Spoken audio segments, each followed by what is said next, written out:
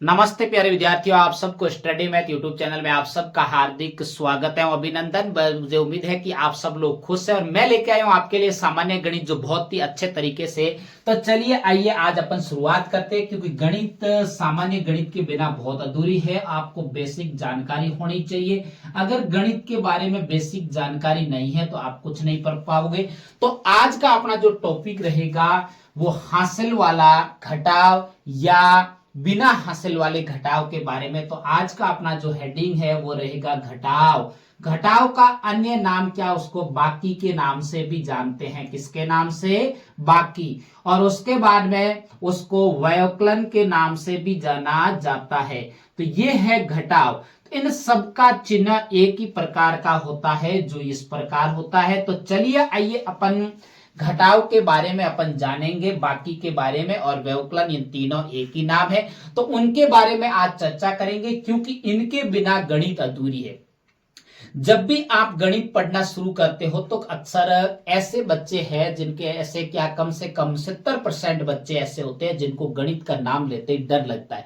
क्यों डर लगता है? क्योंकि उनको सामान्य जानकारी नहीं। जब तक आपको सामान्य जानकारी नहीं होगी तब तक आप कुछ नहीं कर पाओगे।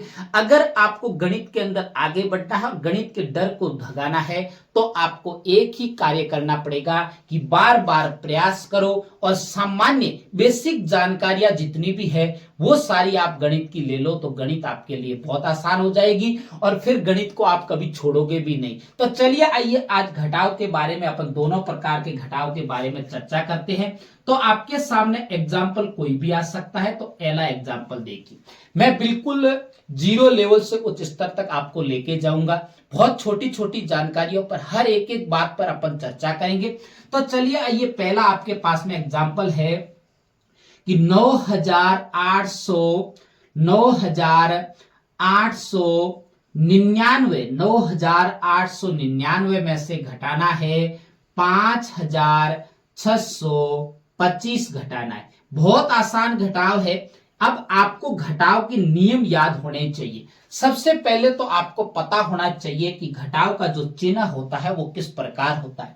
तो जो घटाव का चिन्ह होता है वो इस प्रकार होता है, ये अपन को भली भांति अपन जानते हैं। उसके बाद में देखिए, दूसरी बात आपको याद होनी चाहिए कि हमेशा ऊपर वाली संख्या क्या होती है? बड़ी होती है, और नीचे की जो संख्या होती है वो छोटी होती है, जिसे अपन आसानी से घटा सकते हैं। और दूसरी बात यह है कि घटाव जब भी शुरुआत करते हैं तो हमेशा पीछे से इकाई की अंक की तरफ से शुरुआत किया जाता है। मैं दोनों के लिए सिखाऊंगा, जो बड़े बच्चे देख रहे हैं वो भी आसानी से घटाव मैं सिखाऊंगा, और नन्हे मुन्ने छोटे छोटे बच्चे देख रहे हैं उनके लिए भी मैं लाइनें खींच के भी आपको दोनों तरीके बताऊंगा। तो चलिए आइए घटाव की शुरुआत करते हैं। तो सबसे पहले देखिए, इकाई की अंक की तरफ से जब भी शुरुआत करते हैं तो 9 में से अपन 5 घटाएंगे तो पीछे कितना बचेगा? 4। कितना बचेगा? 4। अब देखो, छोटे छोटे बच्चे देख रहे हैं उनके लिए सबसे पहले आपको 9 लाइन खींचनी। 1 2 3 4 5 6 7 8 9।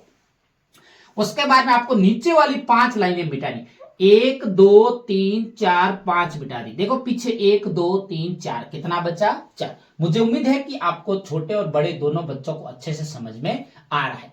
अब देखिए अगला, एक पंक्ति घटाने के बाद में दूसरी पंक्ति की शुरुआत करते हैं। तो 9 में से 2 गए तो पीछे बचे 7। कितने बचे? 7।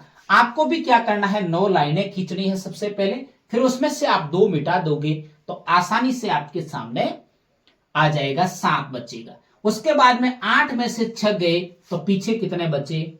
2। कितने बचे? 2। सबसे पहले आप 8 लाइनें खींचोगे, उसके बाद में उसमें से 6 लाइनें मिटाओगे तो पीछे कितना बचेगा? 2। उसके बाद में 9 में से 5 घटाना है। कितना घटाना है? 9 में से 5। 9 में से 5 घटाओगे तो पीछे कितना बचेगा? 4।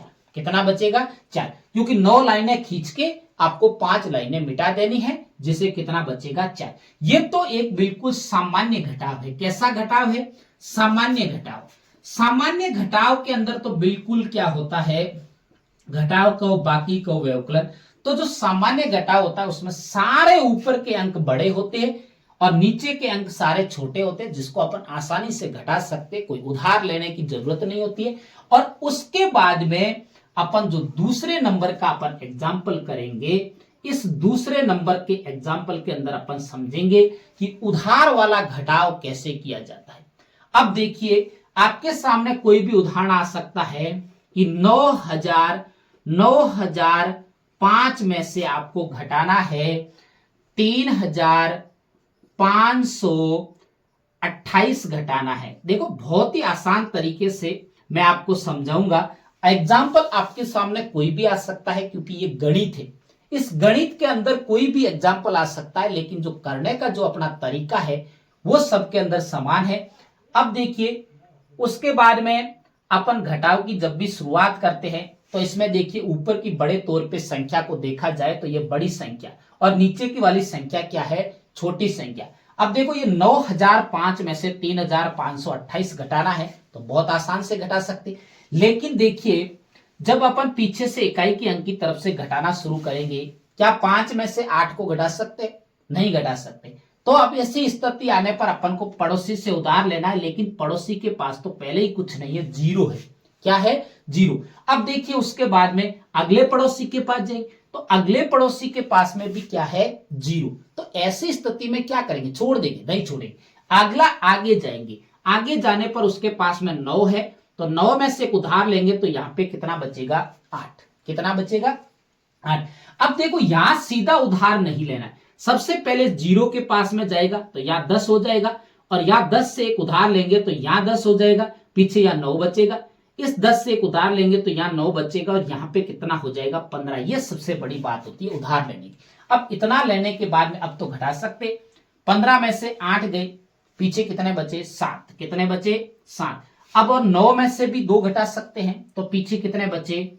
7। आप लाइनें खींच के भी कर सकते हो, पहले 15 लाइनें खींचिए और फिर उनमें से 8 लाइनें मिटाइए, आप पीछे कितना बचेगा? 7।